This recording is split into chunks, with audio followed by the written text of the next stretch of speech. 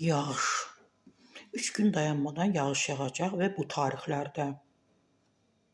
Heç o hansı ki yağışlar yağdı bir neçə gün.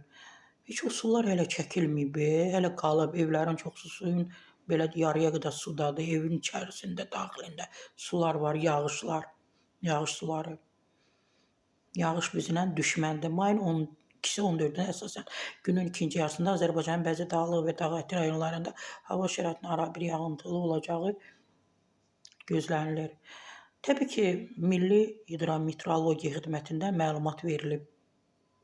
Bildirilib ki, ayrı-ayrı yerlərdə yağıntının qısa müddətli intensiv olacağı, şimşək çaxacağı, dolu düşəcəyi ehtimalı var. Yağıntılarla əlaqədar çaylarda sululuğun artacağı, bəzi dağ çaylarında qısa müddətli sel keçəcəyi istisna olunmur. 3 gündə, 12-si, 13-i, 14-ü. Allah insanları qorusun.